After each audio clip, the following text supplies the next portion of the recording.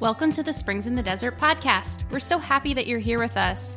We're those friends that you can take with you wherever you are on the path of infertility. All right. Well, good morning, Deacon Amarante. It's wonderful to have you here on the podcast. Thank you. I've been looking forward to this. That's awesome. Well, Deacon Amarante is you started your career as an IT or in IT anyway, and then for the past 12 years or so, you've been a deacon with the Diocese of Harrisburg and functioning as the Secretary for Catholic Life and Evangelization, as I understand it.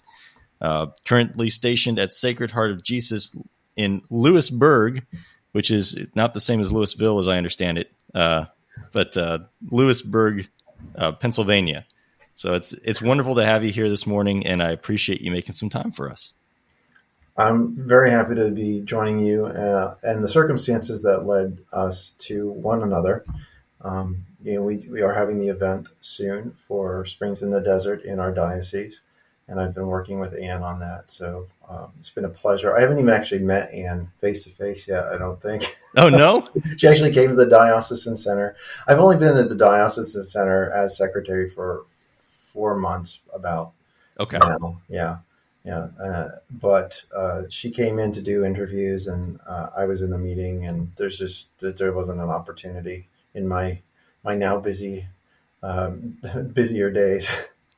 Sure. How do you like that, by the way? How's the job? How's the job in that office going? Job. It's not a job. I don't even call. I say I don't work anymore. I don't have a job. I get to be a deacon 100%. I should. Well, see, that's just a terrible thing to say, isn't it? I get to focus on ministry 100% every day. That's beautiful. Whether it's a budget, which I'm working on now, or actually, arranging events for apostolates like this. I love it.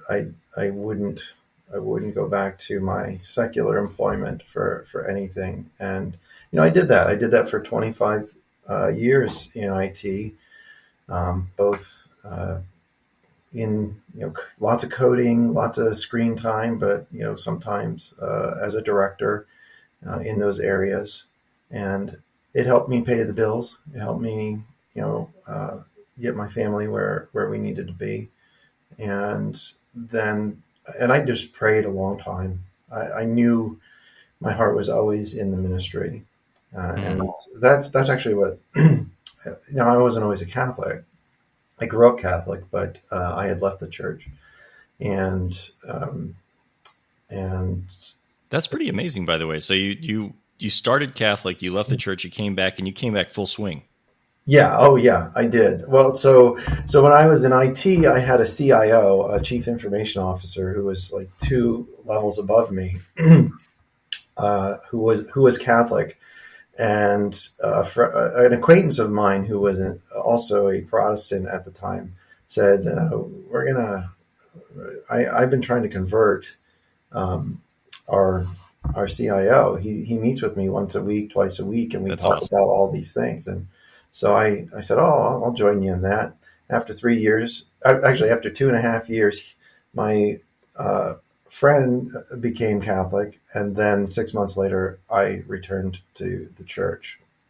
And that had a huge impact on my marriage at that point, because Ellen didn't want to have anything to do with the Catholic Church. Oh, wow. Yeah, it was a tough time, because I would come home asking questions, and she didn't. She was like, we're going to church, we do our thing, talking about different doctrines, etc. Didn't interest her at the time, but yeah. So she cradle Catholic also? No, she grew up Protestant. Yeah. Did she? Yes, she did. And when did when you were married, were you both Catholic, or was she? No. Okay. So yeah, we were not. So there's a whole bunch of paperwork on that. Yeah, I went through. I'm sure you're very familiar with that paperwork at this point. Yes, too. I am. I've handled it for other people too.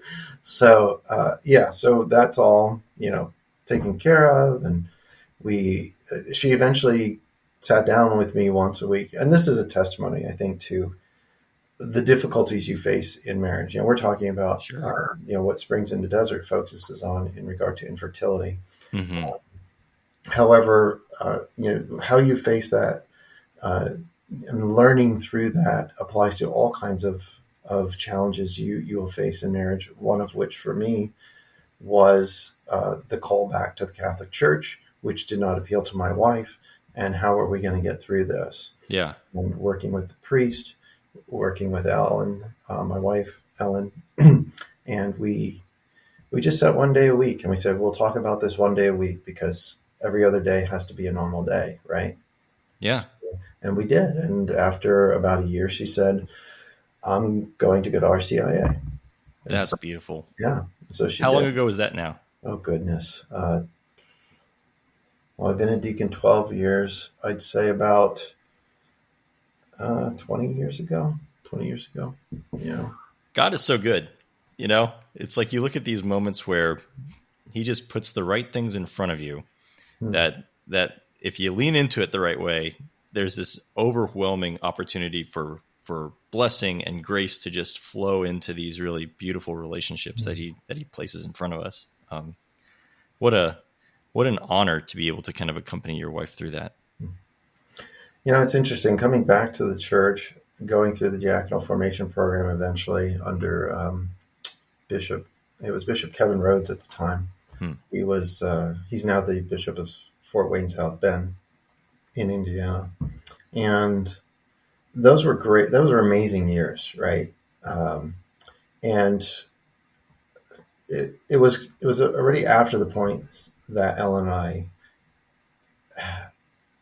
were confronting the issues of infertility, and it was those circumstances that I could say perhaps Satan, if I can be so bold as to say, Satan attacked me with after my ordination. After my ordination was perhaps the worst confrontation that I experienced. He does that though, It's like the minute you have these moments where you draw really close to the Lord, all of a sudden it's like you get that punch where it's like, where the heck did this come from? Exactly. Yeah. And it formed me. Oh, indeed, It formed me. And it took years of direction, spiritual direction, confession, casting my tears at the altar, just to find a freedom to be at peace. Pardon me. I just need a moment to recollect myself. No, that's all right. Yeah, it's these things it is a challenging situation trying to persevere in our faith. And it is a lifelong journey. It doesn't have any point where we finally reach the end until we reach our end.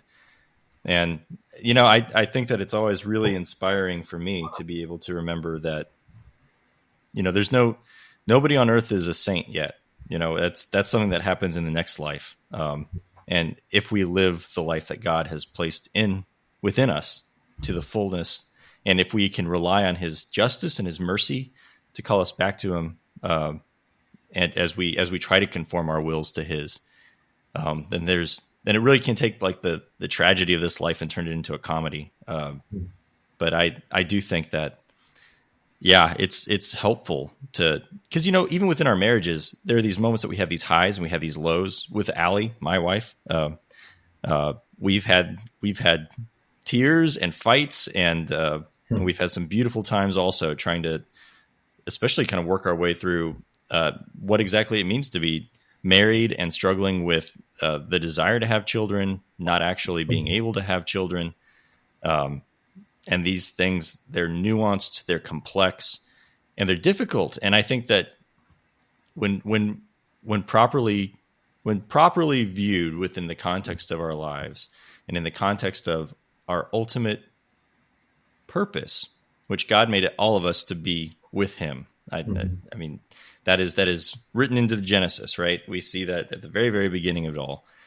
And if we can kind of step outside of ourselves enough to get that full picture, which is a challenging, lifelong struggle, it really does provide a lot of freedom and a lot of release from the shackles that we kind of tie ourselves to with jobs or expectations for what marriage should look like, or what the perfect family might look like, and it's a beautiful thing. It's almost as if that time, and even now, like there's a perpetual Lenten experience with it in a way. I remember going through Lent description for just the simple things, right? So, I'm not going to eat these sweets, or I'm not going to indulge this particular appetite, right, for Lent. And the mantra I would use for that, and there was always grace, I believe, for me in Lent to avoid the things I was looking to avoid. I would say, God, I love you more than I love that. I love you more than I love that. And that's a beautiful prayer, by the way. It is. I love, but it seems like I would only commit to that during Lent, Sure. And then cookies are a big weakness. I don't know why. Okay, what kind? Oh gosh, name one, right? Because for me, it's peanut butter, and it's like chocolate cookie with white chocolate chips. I was just talking with Allie about this on the So it's a chocolate dough with the peanut butter chips in it, or white chocolate chips in it? I take either. Put them both in there. That sounds fantastic to me. Let's go. I really like a white chocolate macadamia nut. Oof, yeah. That's like my specialty cookie. I love, like, when I go out, I might get one of those big soft ones at a restaurant, or the fast food place. Yeah. Ellen makes amazing 5-chip cookies. They're just phenomenal. Hang on, time out. What are the 5 chips? Oh, you've got oatmeal, peanut butter. It's an oatmeal cookie with peanut butter chips, milk chocolate, dark chocolate, white chocolate, and butterscotch. Okay, I'm going to come up and visit you, and we're going to have to try these things. Yes, certainly. Yeah, I love the 5 chippers. So I love you more than I love that, or even that, and to carry that beyond Lent into the frustration that we dealt with over the infertility or the circumstances. And sometimes I feel like it's not fair for me to even be in this conversation. And being honest, right? You heard me say I worked in IT. It got me, helped me to get my family where they needed to be. Mm-hmm. Because I have a family. We were married young. She was 19 and I was 21. Wow, that's awesome. Yeah. But I'm sure really hard. Well, yeah, I had a lot to learn, and I was still a brat. But I was a believer, even though I wasn't in the Catholic Church, I believed in Christ. And we went forward together in that. Had we not been married that young, we might not have had our 2 children. And they were born back to back. So my children share the same age, 10 days a year. So they're 355 days apart. And for 10 days in September, they have twin days. Twin days in September. And they'll wear the same shirt or something like that. And that's cool. I think they wash it. But it was after that, where we were facing the circumstances of endometriosis, and my son was actually, we were kind of surprised that we'd conceived my son so soon afterwards, and I'm not sure we would have even had him at that point. And some of the struggles I have now, and some of this I think I'm still getting over, is who I listened to. Doctors are like, your wife should never be pregnant again. She had physical difficulties during the pregnancy. Yeah. and you know, they had to be managed deliveries, and then going on with time, more doctors would give more advice, and I almost wish I had been Catholic then, because I knew Catholic doctors were dealing with these things in totally different ways than the secular doctors. I know that now. And you trust people that help you make decisions that you are told, well, this will be fine, or that'll be fine. Everything will be just, normal after this. We'll do this very scientific, highly tested procedure, and everything's going to be fine. And it's not, because that's only a physical answer. Right. It's an attempt at a physical medical remedy when there is a whole psycho-spiritual aspect to this. And it didn't get better. It didn't help. It didn't solve anything.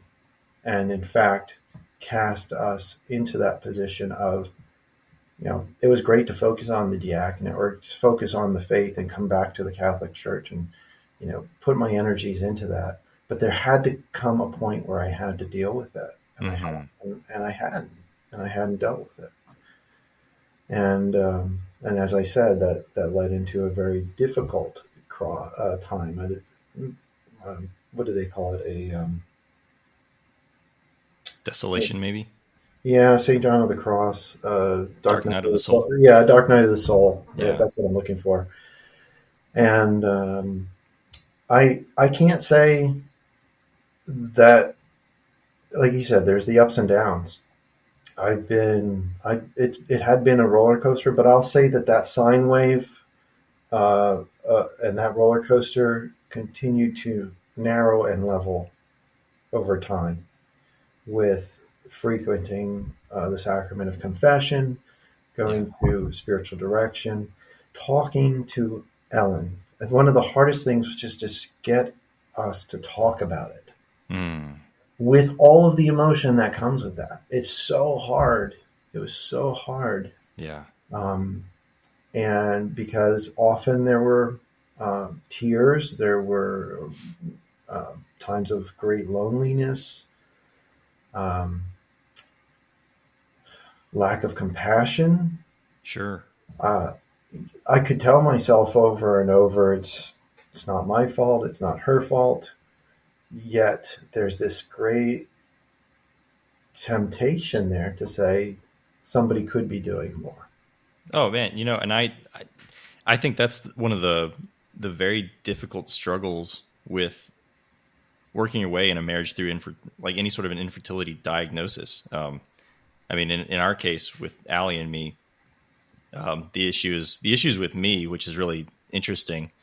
And I don't have to get into it because I've mentioned it on a lot of other occasions, but all this to say, you're left with this sort of, you start realizing dealing with infertility conditions. It's like, it's individual and it's also communal. There's the part that you're dealing with personally because of whatever your relationship is with how you're relating to this desire that you're not able to fulfill. But then you also have how you two come together. I mean, for me, it's like, I want my wife to be happy. What can I do to make her happy? How can I solve this problem?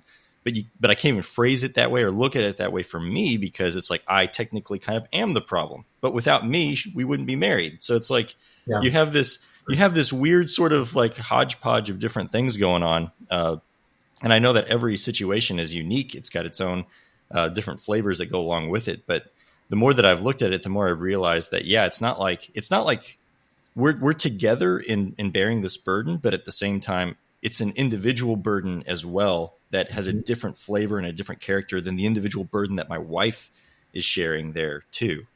And so some of the greatest moments that we've been able to have has been able to kind of come together and to talk about our individual burdens and how those kind of align, how they differ, and being able to have that greater sort of a context for how we interact with this infertility has really been it's been painful and it's been hard, and there have certainly been tears shed, and there have been times when I haven't been as sensitive as I should be, and there's been times that she hasn't been as sensitive as she's needed to be. But working our way through that with grace and with God, and trying to reorient our lives really, and to dig more deeply into the vocational mystery of our marriage, and what God is trying to do for our salvation through this partner that he has given us. It's been transformative and beautiful, and we're still riding it out. We're 6 years into a marriage that I hope lasts, as long as God will give us. But it certainly has provided a balm on a situation that otherwise, can be pretty darn disparaging. And he knew it, though, right? He knew it. Yeah. And he knew that this was going to be your way to heaven. Yeah. And this is my way to heaven. Like it or not, I carry it. And because when I get to that chasm, that's the cross I have to, at least part of the cross that I'm laying there for the bridge. Amen. And, the forgiveness part, like, I want to, forgiving those people that I felt like I should have been able to trust was hard for me. And every now and then it's still there. It's part of that sine wave, that diminishing wave. And every now and then I still have a little bump in there that goes on the either that, whether you want to say the downswing. And I think it could have been different. It could have been different. That's such a hard thing, though, because I would say that as Catholics, not many of us receive any sort of catechesis within like medical ethics, which, frankly, there are a lot of people these days that don't even, I work with high schoolers, and some of them don't even know that you don't eat meat on Fridays during Lent. So trying to get to medical ethics from there is quite a jump from a catechetical standpoint. But, there's not a lot of training out there. You don't hear a lot of homilies or otherwise of people talking about some of the mystery of our bodies, how they function, how they reveal God to us, and what things are licit, what would help us to understand God better, and what things actually kind of tear us away from God. And the medical industry in and of itself, it's like, it is an industry. It's built on the idea that they can sell you services and they can solve your problems. And there are elements of that are good, right? Like there are elements of that lead to healing, that need things that need to be healed, get healed. But then also, when you're walking in, you're like, we really want a child. The doctor's answer is, we can get you a child. That's right. Yeah. And that's what they're and that's what they're paid to do. It's like, that's their profession. And so it makes, without walking in with a resolution and understanding, I will do this, I will not do this, and this is why I will not do this, and standing on that, it seems it's kind of set up in a way that it can take you in some really screwy routes. It's interesting. I'm partly responsible for the marriage preparation within the diocese. I've just hired a new director of family ministries who will take control of that, since I can't bear it all myself.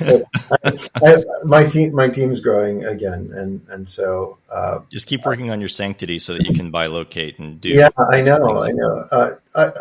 I don't want to get my little violin out. That's not what that's not what I'm trying to do here. But I'm actually excited to be bringing on somebody in this position. But marriage preparation, I think, how much we don't even talk about a lot of that. Infertility. What happens if? Yeah, I actually try to pose that message to the husband and wife, or to the future spouses, or what am I trying to say? The engaged couple, the fiancés there, and say, what if this is a condition? Whether it's let's go to the extreme case. You're married for a week, somebody gets in a car accident, and now your wife or your husband is a paraplegic. Right? That sounds like, oh, why are you even bringing that up? It's like, well, you're making a decision right now. You're making a decision that no matter what, like this living person I love, and I love in these circumstances. And I don't think we pose that question about, the better. We talk about the better a lot, but not the worse Yeah. in marriage preparation. And it doesn't have to be macabre, but um, Well, it's such a difficult thing though to get a newly like a couple that's engaged, that's working their way towards marriage, to infuse some sort of an idea that is like tragic, and then try to get them to understand that it's really through the tragedy that we find a redemption in a certain sense. You know, some of the sweetest things that we kind of gained through my marriage, specifically stems from the fact that we've endured some suffering together, and that kind of adds quality and beauty to a union that the Lord has. To your point earlier, you said that God put us together for a reason, for our salvation. And it's like, it'd be pretty impractical to think that we're going to be dealing with just sunshine and roses and well, that's because that's where love is defined, though. Yeah.